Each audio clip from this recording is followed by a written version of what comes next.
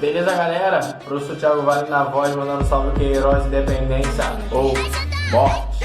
Bom dia, boa tarde, boa noite. Vamos para mais uma aula de História. Vem! Isso aí, galera. Resistência ao regime civil-militar de 64. Vamos fazer essa aula daquele jeitinho especial que só eu e você sabe fazer. Lembra? Fica em roda aí. Senta no chão da sala, dá aquela descontraída. Pausa, vá lá nos comentários e comente, cara. Vamos fazer essa troca, entendeu? Eu quero trocar, independente de estarmos longe, eu quero que essa aula seja interativa, como seria em sala de aula. Falar de resistência, de regime civil-militar, enfim, eu tenho a necessidade de ter um feedback de vocês, porque assim eu estou crescendo e construindo também, beleza? Então troque com os pais de vocês, troque em casa, redes sociais, mas pelo amor de Deus, vá de acordo com o que a gente está estudando, entendeu? Lembra daquele ofício do historiador, avalie as fontes, enfim, faça uma pesquisa, não fale qualquer coisa, não reproduza, enfim.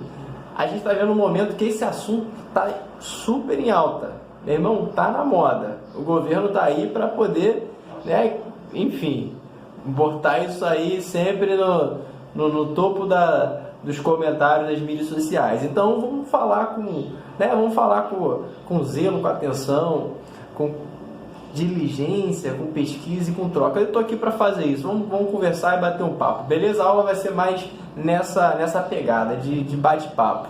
Isso para vocês, no livro de vocês, vai se encontrar no módulo 3, capítulo 6, páginas 298, 306. Atividades, eu quero as da 302 e 303. Falei muito rápido, volta, pausa, volta o vídeo que vai dar certo, beleza? Para ganhar tempo. Já falei pra caramba no começo que a gente tem que trocar ideia, conversar, enfim. Então agora a gente vai pro que interessa, beleza? Resistências ao governo de 64. Resistência na imprensa. Meu irmão, olha só que coisa interessante. Sempre há resistência aos movimentos. Aqueles que se dizem autoritários e democratas, sempre vai ter oposição. E nesse contexto de realmente autoritarismo, de exceder na imposição, você não vai ter uma imprensa muito livre, beleza? E fazendo um paralelo com os dias de hoje, a nossa imprensa ela é censurada, porém ela é livre. Então, à medida que o governo da sua esfera maior, ele faz o que faz, ele tem que cumprir algumas prerrogativas que até então ele não criou nenhum mecanismo como naquele momento foi criado para essas prerrogativas constitucionais serem alteradas e passadas por cima, que foram os atos institucionais. Isso a gente viu na última aula, inclusive na aula de revisão para a prova. Então até então não temos, o governo em si, o executivo pode fazer o que for, falar o que for, mas ele não criou oficialmente mesmo estando em pandemia, que está dando alguma margem para você criar mecanismos repressores, até com alguma legitimidade constitucional, mas ele em si ele não está criando esses atos, como foi de 64. Então, para a gente começar a pensar até a data presente, né? Hoje é dia 22/5 de 2019, 2020, cara, 2019 eu voltei um ano no tempo atrás. Eu peguei a máquina do tempo de 2020, já tô perdido já nessa quarentena.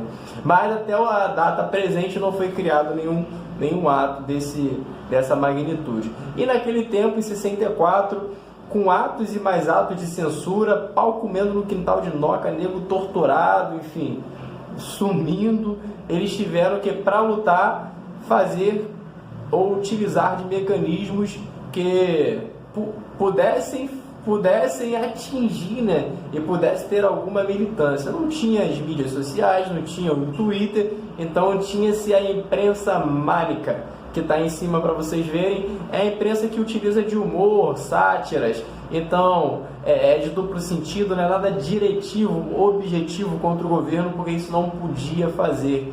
Você era perseguido, você era censurado, e, meu irmão, o caldo entornava a treta certa. Resistência estudantil também teve. A UNE Olha desde quando tá havendo resistência estudantil. Em 1978 mataram o estudante Edson Luiz, vítima da polícia. Sugestivo, né? Que era o mecanismo representante do Estado naquele momento. Foi morto em um restaurante. Entraram, quebraram tudo, um restaurante estudantil. E, meu irmão, o mataram. Esse movimento do governo e a morte do Edson foi o estopim, assim, a cereja do bolo para uma multidão ir para as ruas, e essa multidão ficou conhecida como Passeata dos 100 mil.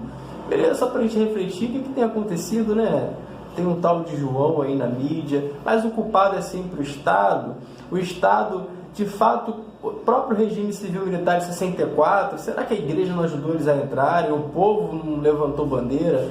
As mídias não cresceram com essa entrada desse regime? Então é sempre uma mão dupla, né, galera? É sempre, enfim, a gente refletindo em governos representativos, ainda mais para que ele pudesse passar a vigorar, entrar como um golpe ou não, ele precisou de apoio. Quem deu esse apoio? No final das contas, ele representava quem eram os seus representantes. As militâncias aconteceram, as resistências aconteceram, estamos falando sobre elas, mas e aí? Será que tem uma cara, temos um culpado?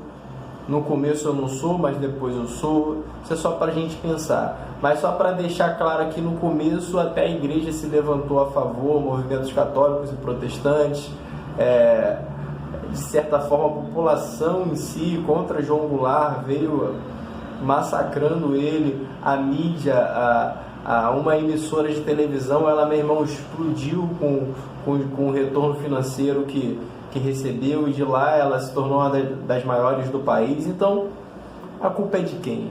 A culpa é do Cabral, né? 1500. Mas vamos lá. Esse era um dos jornais, o Pasquim, que fazia um pouco desse projeto de militância, de luta. Essa é a imagem da passeata dos 100 mil.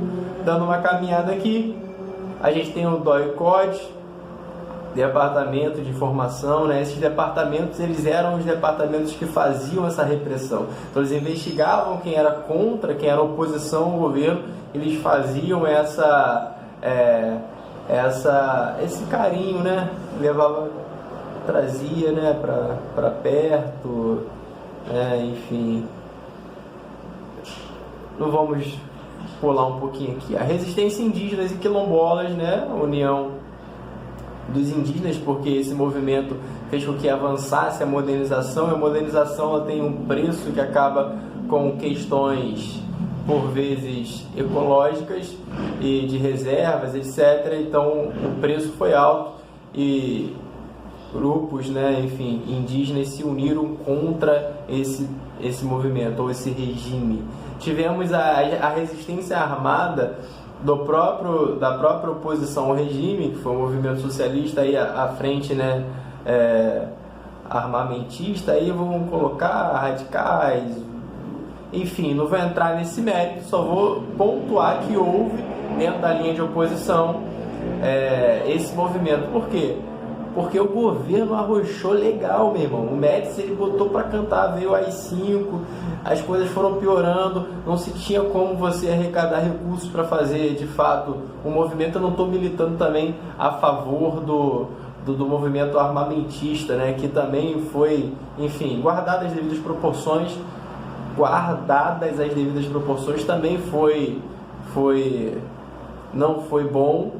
Os assaltos a bancos, sequestros a embaixadores, isso tudo aconteceu para que eles tivessem recurso para lutar contra o regime, mas em contrapartida o regime foi cruel. Tanto é que na guerrilha do Araguaia eram mais de aproximadamente 10 mil soldados do governo contra menos de 100 guerrilheiros do movimento contrário ao regime, do movimento de esquerda, e que lutava por essa liberdade, pelo fim do regime civil-militar. E, meu irmão, eles foram sem dó e sem piedade. No final desse movimento, no final disso tudo, aconteceu que aquilo que mais sustentava o governo do regime civil-militar, lembrando que na última aula de revisão nós vimos, era num contexto em que a gente estava aliado à democracia representativa, aos Estados Unidos, ao liberalismo econômico, então a gente tinha que ter uma aparência, né, liberal, uma aparência de uma economia liberal, de uma política liberal, a gente tinha que ter mais de um partido, a gente não podia ter estampado na cara a ditadura. E, devido a isso, e os acordos, a abertura do comércio, do mercado, com o mercado internacional, a modernização, os empréstimos, a conta veio, né? E quando a conta veio, o Brasil estava atolado em dívida externa, o milagre econômico devido à crise do petróleo, meu irmão, se tornou um fiasco econômico. E aí, parceiro, o último a sair, apague a luz. Isso que acontece, beleza? O último a sair apagou a luz, porque o governo acabou na proporção daquilo que o legitimava. Aí esses movimentos ganham força porque os Estados Unidos param de apoiar e podemos agora, enfim, sonhar com uma reabertura democrática e a transição com Tancredo Neves, beleza? Na próxima a gente vai ver essa parada aí. Tamo junto!